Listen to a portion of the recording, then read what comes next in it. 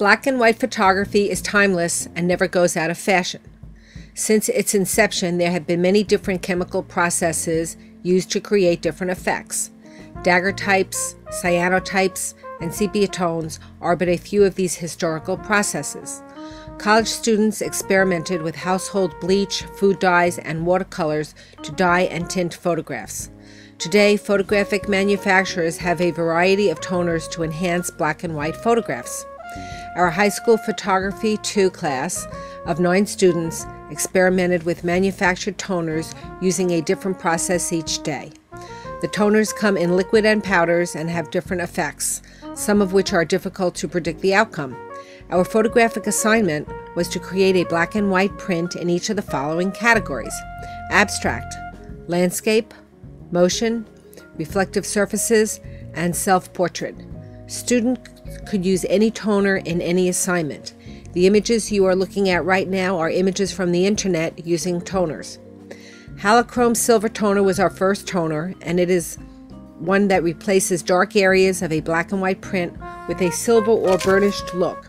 A high contrast photograph gives the best results. The process involves starting with a wet print and putting the print into a bleach solution until a yellowish ghost image remains. The print is rinsed and then the print is immersed with constant agitation into a halochrome bath until silvering appears on the print. For example, a black and white black tree against a white sky with halochrome toning becomes a silver tree against a white sky. Our students liked this toner the best. The second toner we used was Polytoner, which creates red, yellows, and blue tones for a variation. A print can go into more than one bath to create a secondary colors, making an unusual image. After developing a print normally, the student puts the print into Polytoner for 2 or 3 minutes, agitating frequently, and then rinsing, fixing, and washing. Our results were not striking. I experimented with exposing a negative onto paper and then putting it into the Polytoner as the developer, and then let it develop normally. This result was better, but still not our favorite process. Our third attempt was a newer process created by Dominic Mankit-Lam in 1991, which he published in Scientific American Journal, and he called this process chromosciatic Sabatier process. In this process, the silver particles are carefully managed with different chemicals and exposure to light to become different sizes. These different size silver particles produce the different colors. This is known as the Me effect. These chemicals in the presence of light will produce deep red browns, blues, yellows, oranges, greens, and even purple. The procedure is taking a black and white negative, exposing and developing normally, and then putting it into the chromo bath, quickly turning the lights on for 20 seconds, and then into the activator, stop bath, fixer, and wash. We obtained prints that looked improperly developed with chemical stains, and the students liked this process the least. Our final experiment was using the palette multicolored toner.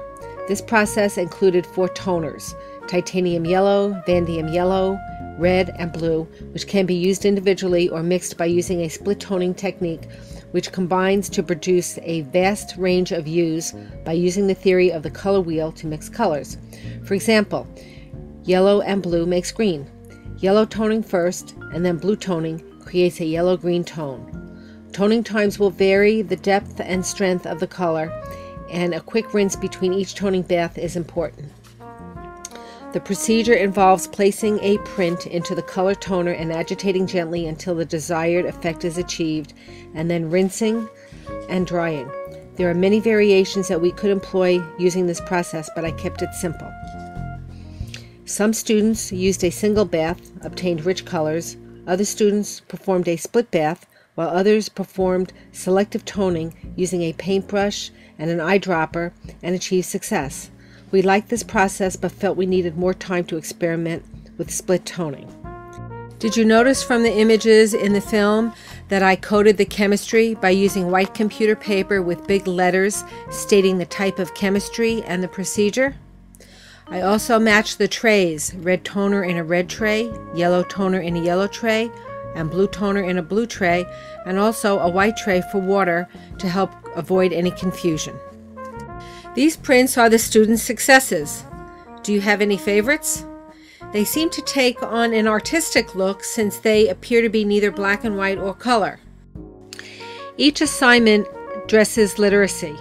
The literacy objectives for print toning are as such. Students had to read directions on the requirements of the photograph for this print assignment.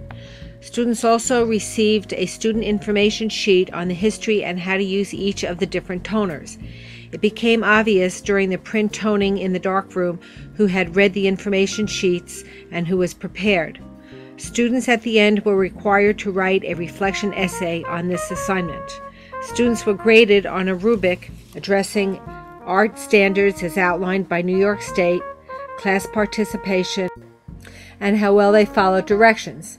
Student knowledge was measured by a pre- and post-assessment survey to assist student learning and scaffolding of knowledge.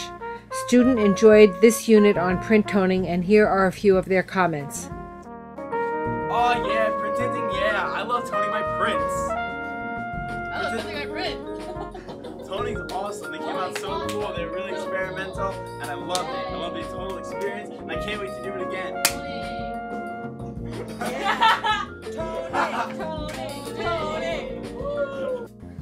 You too can be creative with your photos, including using inkjet prints from the computer. Try using a paintbrush with food coloring or Easter egg dyes.